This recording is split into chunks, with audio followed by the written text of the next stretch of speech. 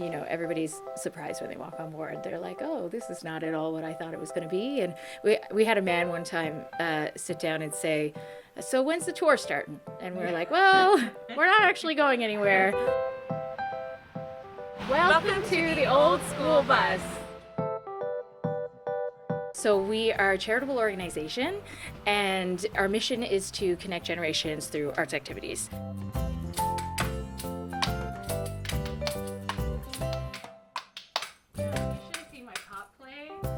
Basically, we want to break down the stereotypes between generations and offer inclusive, accessible programming for people who are living with dementia, as well as people with physical challenges.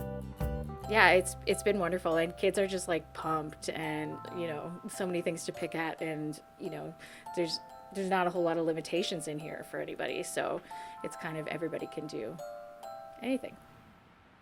This is our Reminiscence Kit. So it's a suitcase full of treasures that you might not come across so frequently now. We use them as starting off points for discussions, with older folks. It might be, do you recognize these objects? What do they bring to mind? Do they evoke any emotions? Whereas with young folks, we play some pretty fun games in terms of imagining what the purpose of said objects could be. We do that with seniors and young people together, and they can kind of exchange what their impressions are versus what the actual uses have been of those objects. So in this little nook, we have some books for small people, older songs that have been made into board books or that are about the history of music, Skinnamarink, just because it's a classic and everybody loves it. And there's a little busy board where small people can, pretend to drive the bus or turn on the keys of the bus. Again, we're trying to think of every way that each activity can be made accessible to folks as little as 0 and as old as 100. Why was it so important to have a space that was intergenerational, like where kids and seniors could kind of come together? Why was that so important to create?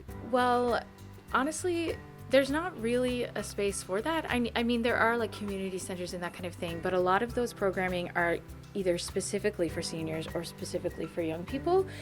And it is important because, it helps children with their development, it helps seniors with loneliness, and young people learn so much, and older people learn so much. It's really quite remarkable to see. And there was another gentleman who kept getting phone calls, and it was so funny. He said, they were like, where are you to? And he was like, I'm on the bus. They're like, oh, where are you going? Nowhere. But where are you? I'm on the bus. Where are you going? Nowhere.